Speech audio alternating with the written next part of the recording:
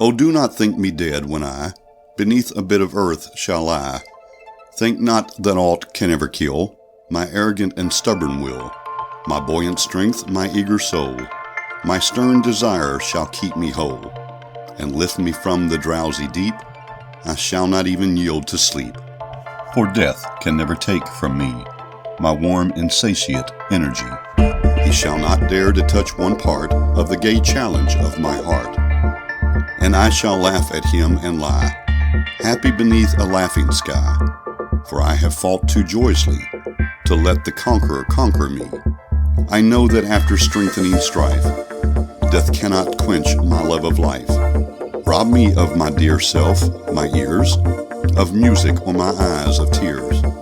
No, death shall come in friendlier guise, the cloth of darkness from my eyes. He shall roll back and lo, the sea of silence shall not cover me. He shall make soft my final bed, stand like a servant at my head, and thrilled with all that death may give, I shall lie down to rest and live. And I shall know within the earth a softer but a deeper mirth. The wind shall never troll a song, but I shall hear it borne along, and echo long before he passes by all the little unborn grasses. I shall be clasped by roots and reins, feeding and fed by living grains. There shall not be a single flower above my head but bears my power, and every butterfly or bee that taste the flower shall drink of me. Ah, we shall share a lip to lip, carousal and companionship. The storm, like some great blustering lout, shall play his games with me and shout his joy to all the countryside.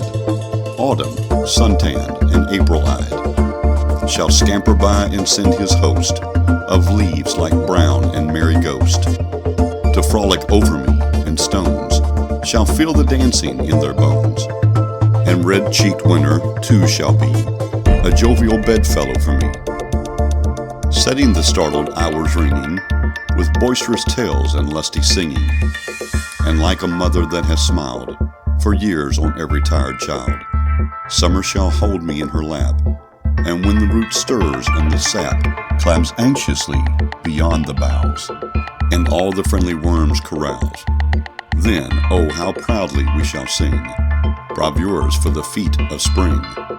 And I shall lie forever there, like some great king, and watch the fair young spring dance on for me, and know that love and rosy valleys glow, where'er her blithe feet touch the earth, and headlong joy and reckless mirth, seeing her footsteps shall pursue. Oh, I shall watch her smile and strew laughter and life with either hand, and every quiver of the land shall pierce me while a joyful wave beats in upon my radiant grave. I, like a king in deathless state, I shall be throned and contemplate the dying of the years, the vast, vague panorama of the past, the march of centuries, the surge of ages.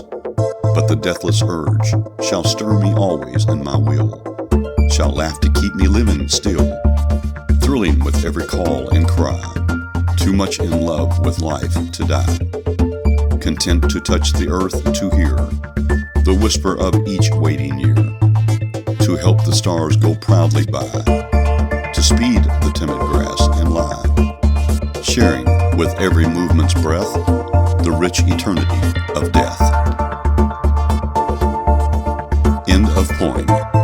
This recording is in the public domain.